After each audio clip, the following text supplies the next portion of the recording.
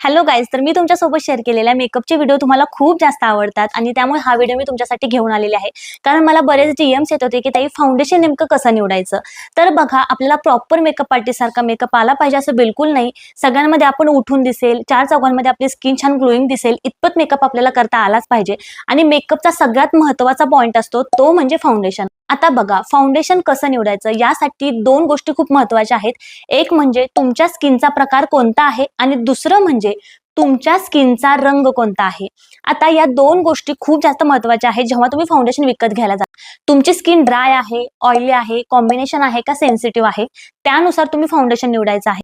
आता तुम्ही जेव्हा मार्केटमध्ये फाउंडेशन घेण्यासाठी जाता तिथे जेव्हा सेल्स गर्ल्स असतात त्यांना तुम्ही विचारू शकता की माझी स्किन ड्राय आहे तर ड्राय स्किनसाठी कोणतं फाउंडेशन बेस्ट आहे ते फाउंडेशन मला दाखव, किंवा ऑइली स्किनसाठीचं फाउंडेशन दाखव.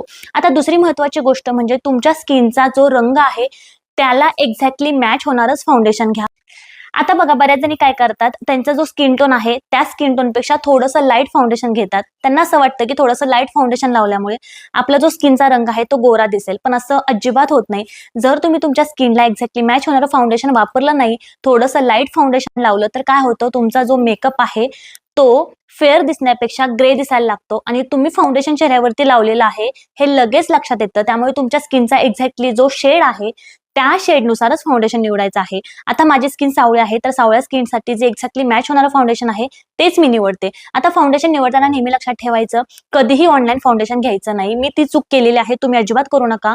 मार्केटमध्ये जाऊनच तुम्ही फाउंडेशन घ्या आणि फाउंडेशनची जेव्हा पॅच टेस्ट करता, म्हणजे फाउंडेशनचा जेव्हा तुम्ही शेड निवडता तेव्हा ती पॅच टेस्ट जी असते ना ती नेहमी आपल्या हनवटीवर करायची, कधीही हातावरती करायची नाही. कारण काय होतं, बऱ्याच वेळा चेहऱ्याचा रंग आणि हाताचा रंग हा पूर्ण वेगळा असतो. त्यामुळे तुमच्या चेहऱ्याची जी हनवटी असते त्या हनवटीवरती छान अशी पॅच टेस्ट करायची आणि येथे जो शेड तुमचा छान मर्ज होतोय तशाच प्रकारचं फाउंडेशन तुम्ही घ्यायचं आहे.